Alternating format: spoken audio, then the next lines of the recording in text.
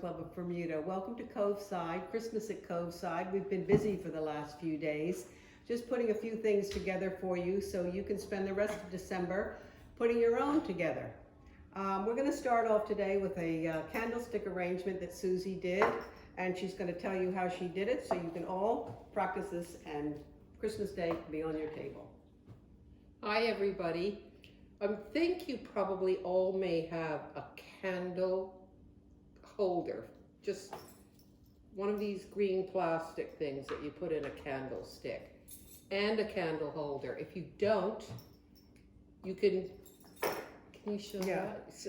If you don't, you can always use a candle and some sticks and put some tape around it. Just cut them to the level, because we have used a bit of oasis here, and that will hold the candle in place if you cannot get a candle holder, but you should be able to get one. Maybe the garden club shop has a few. So for this, we've used this kind of cedar. I'm not really sure what kind it is, but I love it. It has a very thin stem. So when you're dealing with a small surface like this, it's very easy to stick in. So I've just cut that stem, gonna cut that off, use it somewhere else, and stick it right in here. And you get that nice, full, but light and airy feeling. And the same thing with this, my favorite of all time, Maria. And what I've done here is just strip the bottom leaves off and just put them in individually. And I have hypericum berries, but you don't have to have hypericum berries. You can use the red pepper berries. So what I've done is I actually, for one of these candle holders, I have 4 stems of hypericum berries. And obviously you can use, these berries come in red or green or white or pink, whatever your colors might be. And I've cut them all off at the natural stem, so you have, you know, I don't know, 1, 2, 3, 4, 5 pieces that you can stick in all around. So we're going to take this arrangement over, and we're going to show you, we're going to put it in place and show you how we're using it. We're actually not using it on a dining table, so we'll go over and show you.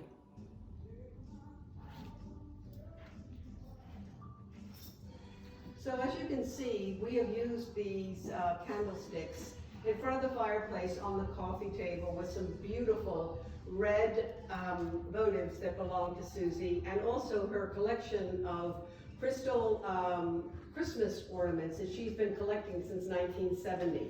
They are absolutely beautiful, and we both feel that when you are decorating your house for Christmas, the best place to really shop is inside your own home, because I'm sure that there are things that you've put away, that you've forgotten about, that you can bring back out and use them very effectively for the festive season.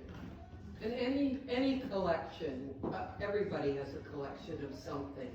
Little boxes or bottles, special Christmas ornaments.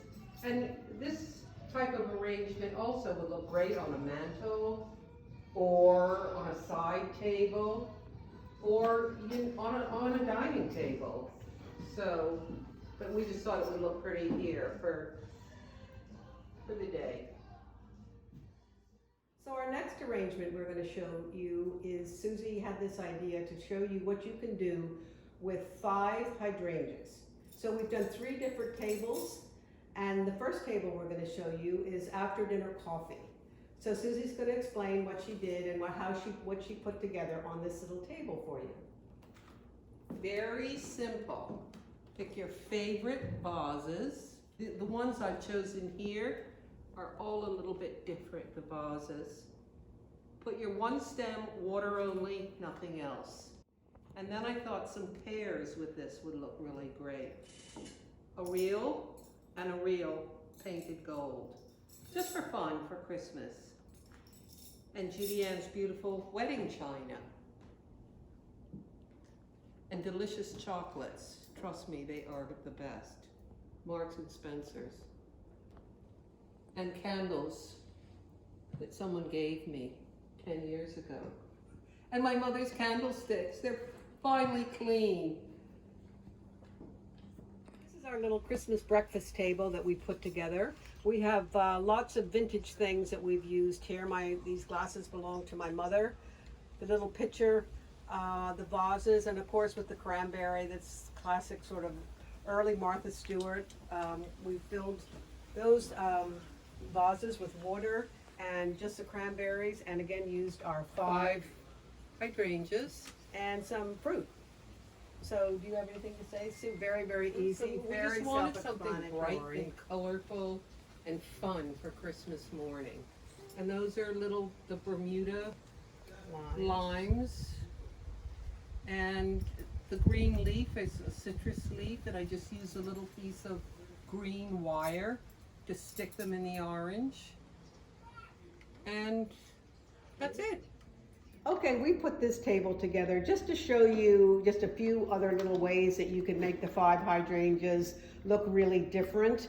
We love using old things. A lot of these things belong to our mother. You can see here the blue and white terrine. Blue and white is really back in now. It's with the hydrangeas and some casuarina. We also have folded the napkins in a really fun little tree. We've used passion fruit that can also go in the arrangement if you would like. But anyway, we think it looks pretty festive and hope you do too. Okay, Susie's going to demonstrate the mechanics of this arrangement for you. I'm just going to take out one of the 5 hydrangeas, if I can, and show you that what I've done here is just put a piece of crumbled up chicken wire and one little piece of tape to hold it in. I mean, if I was transporting this somewhere, I'd actually put 2 pieces of tape, and then I've just nestled the casuarinas in there. But this, I love using this chicken wire now. It makes your flowers last so long. And just to let you know, these hydrangeas have been working in this temperature really well. I've had some for 2 weeks. So as long as you know how to take care of them, I can show you some hydrangea tips later. Just wanted to talk a little bit about hydrangeas and conditioning. As you know, very often they wilt really, really quickly. So an easy fix, take them out. This one looks like it's doing a little wilting now. And just hold it underneath the tap. I'm gonna go over here and do it. It's just regular tap water. I don't even want to shake it off. Sometimes you can recut it, but it's not necessary. Put it back in the vase, leave it in a place for at least an hour, and let it drip dry, and it should be good as new.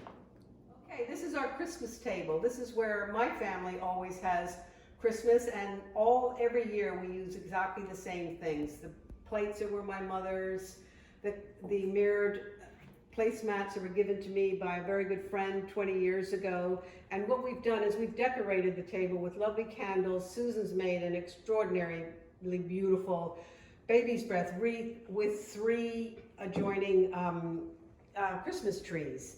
The Christmas trees, we will show you how we make them. You never know, there might be a shortage of trees this year, but we've taken the trees and we have decorated them also with baby's breath. So Susan's gonna tell you a little bit how she made this wreath, and I'll put you over to her.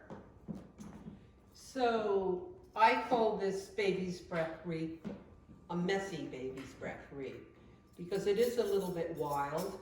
What it is, it's a grapevine wreath, and I have baby's breath in there that I've dried. I did the whole wreath in baby's breath and let it dry for probably 10 days. And then I've just recently added the fresh baby's breath. And I like the combination of the old and the new. And probably what I will do is when this dries completely, I'm gonna spray paint it and glitter it. And I will show you that later. I did make a little napkin ring as a demonstration. And then the trees, we can also show you that. But these are a chicken wire cone with lots of different assorted cedars, really. and little pieces of baby's breath. And a little baby's breath in the napkin, a little cedar in the napkin holder. And as many candles as would fit on the table, and of course as many glasses that would fit at each person's place. All old, all beautiful. So bring everything out this year. I know you've looked at everything you've owned probably 50 times, because I certainly have. Just for another idea, if you didn't have the Christmas trees, I like this, forgot what it's called already, jasmine vine. It's quite stiff, and just having random pieces sticking out, hither, thither, you know, just 3 or 4.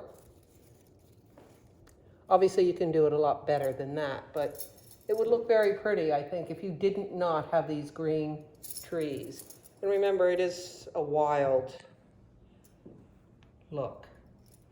And also, I took some baby's breath and sprayed it silver and glittered it. If you want something a little fancier, looks almost like a piece of jewelry. It's so shiny. Okay, and our last little thing we're going to tell you about today is this Christmas tree that I make every year. It's made out of Bermuda cedar and other sorts of cedar, which I really don't know the names of, unfortunately. You can pick 3 or 4 different types. It lasts for weeks at a time. Basically what this is, it's a tomato trellis, you know what you put in the vegetable garden for your tomatoes to grow up. And what I've done is I've covered it with chicken wire here. So I've just stuck just little pieces of cedar through the chicken wire, just like this. And you can sit and watch TV and do this. It does take a little bit of time. It takes a lot of cedar, but there could be a shortage of Christmas tree these years. They might not get off the dock. So here you go. You've got your handmade Christmas tree. I do put lights on this. I also sometimes I'll order some flowers and put freesias in there and the little plastic, what do they call those things? Vials. And it does look very pretty decorated as well. Bermuda roses look fabulous. Agrippina roses, red roses look beautiful in here. So there you go. Very, very easy Christmas project for you. Thank you all so much for coming into Coveside, and we love doing this for the Garden Club of Bermuda. We hope you all have a very Merry Christmas and Happy New Year, and let's hope we can go in person to the next Garden Club meeting. Yes, Happy Christmas to everybody. And if you have any questions, you can call me. My number's in the book, the Garden Club book.